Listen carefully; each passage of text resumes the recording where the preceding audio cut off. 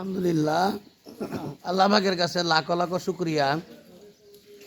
আল্লাহ পাক রব্বুল আলামিন সকালবেলা মসজিদের সামনে আসিয়া কিছু দিনের কথাবার্তা বলার জন্য তৌফিক দান করছে। এই জন্য সকলে বলে আলহামদুলিল্লাহ।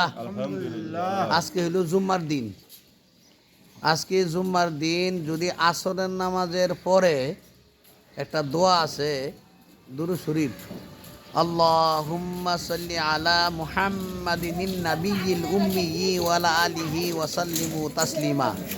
যদি কোনো ব্যক্তি ৮০ বার পাঠ করে আসর নামাজের পরে, তাহলে ৮০ বছরের গুনাহ আল্লাহ পাক রব্বুল আলামিন তার মাফ করে দেবেন। বলেন সুবহানাল্লাহ। এই জন্য আমরা এই আমলটা করব বেশি বেশি। আসরের নামাজের পর, জুম্মার দিন আসরের নামাজের পরে এই আমলটা বেশি বেশি করে করব।